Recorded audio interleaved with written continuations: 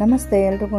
ಇವತ್ತು egg ghee roast ಹೇಗೆ ಮಾಡೋದು ಅಂತ ತೋರಿಸ್ತಾ ಇದ್ದೀನಿ. ಫಸ್ಟು ಒಂದು ಜಾರ್ಗೆ 2 ಟೊಮೊಟೊ ಹಾಕೋತಾ ಇದ್ದೀನಿ, 1 ಇಂಚು ಶುಂಠಿ, 1 ಗೆಡ್ಡೆ ಬೆಳ್ಳುಳ್ಳಿ, ಸ್ವಲ್ಪ ಕೊತ್ತಂಬರಿ ಸೊಪ್ಪು, ಒಂದು 10 ಗೋಡಂಬಿ, ಒಂದು ಅರ್ಧ ಟೀ ಸ್ಪೂನ್ ಜೀರಿಗೆ ಪುಡಿ, 1 ಟೀ ಸ್ಪೂನು ಧನಿಯಾ ಪುಡಿ, ಸ್ವಲ್ಪ ನೀರು ಹಾಕಿ ಇದನ್ನು ನುಣ್ಣಗೆ ರುಬ್ಬಿಟ್ಕೋಬೇಕು. ಇದನ್ನು ನುಣ್ಣಗೆ ರುಬ್ಬಿಟ್ಕೊಂಡಾದ್ಮೇಲೆ ಮೊಟ್ಟೆ ಬೇಯಿಸಿರುವಂಥ ಮೊಟ್ಟೆಗೆ ಈ ರೀತಿ ಫಸ್ಟು ಮಾರ್ಕ್ ಮಾಡಿ ಇಟ್ಕೋಬೇಕು.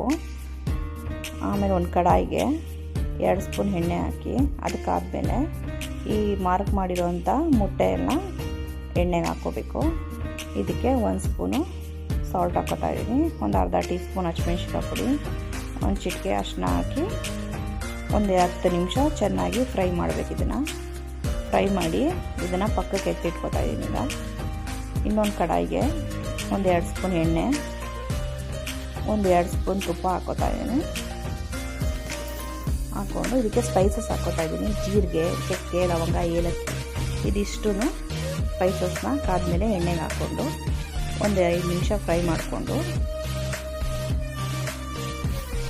ಇದಕ್ಕೆ ಸಣ್ಣದಾಗಿ ಹೆಚ್ಚಿರುವಂಥ ಶುಂಠಿ ಬೆಳ್ಳುಳ್ಳಿ ಹಾಕ್ಕೊಂಡು ಫ್ರೈ ಮಾಡ್ಕೋಬೇಕು. ಇದಕ್ಕೆ ದಪ್ಪದಾಗಿರುವಂಥ 2 ಈರುಳ್ಳಿನ ಸಣ್ಣದಾಗಿ ಹೆಚ್ಚಿಕೊಂಡು ಸೇರಿಸ್ಕೊತಾ ಇದ್ದೀನಿ. ಸೇರಿಸ್ಕೊಂಡು ಚೆನ್ನಾಗಿ ಗೋಲ್ಡನ್ ಬ್ರೌನ್ ಬರೋವರೆಗೂ ಫ್ರೈ ಮಾಡಿಕೊಂಡು ಇದಕ್ಕೆ 1 ಸ್ಪೂನ್ ಹಸಿಮೆಣ್ಸಿಕಾಯಿ ಪುಡಿ, 1/4 ಟೀ ಸ್ಪೂನ್ ಅರಿಶಿನ ಹಾಕಿ ಚೆನ್ನಾಗಿ ಮಿಕ್ಸ್ ಮಾಡ್ಕೋಬೇಕು. ಚೆನ್ನಾಗಿ ಮಿಕ್ಸ್ ಆದಮೇಲೆ ಇದಕ್ಕೆ ಕಾದಿರೋಂಥ ಅರ್ಧ ಗ್ಲಾಸ್ ನೀರು ಹಾಕೋತಾ ಇದ್ದೀನಿ. ಹಾಕ್ಕೊಂಡು ಒಂದು ಸತಿ ಚೆನ್ನಾಗಿ ಮಿಕ್ಸ್ ಮಾಡ್ಕೋಬೇಕು. ಈಗ ರುಬ್ಬಿರೋ ಅಂಥ ಪೇಸ್ಟ್ನ ಇದಕ್ಕೆ ಸೇರಿಸ್ಕೊತಾ ಇದ್ದೀನಿ. ಸೇರಿಸ್ಕೊಂಡು ಇದು ಹಸಿ ಸ್ಮೆಲ್ ಹೋಗೋವರೆಗೂ ಚೆನ್ನಾಗಿ ಫಸ್ಟು ಫ್ರೈ ಮಾಡ್ಕೋಬೇಕು. ಆಮೇಲೆ 1 ಸ್ಪೂನ್ ಸಾಲ್ಟ್ ಹಾಕೋತಾ ಇದ್ದೀನಿ. ಇದಕ್ಕೆ ಹಾಕ್ಕೊಂಡು ಮತ್ತೆ ಮಿಕ್ಸ್ ಮಾಡ್ಕೋಬೇಕು.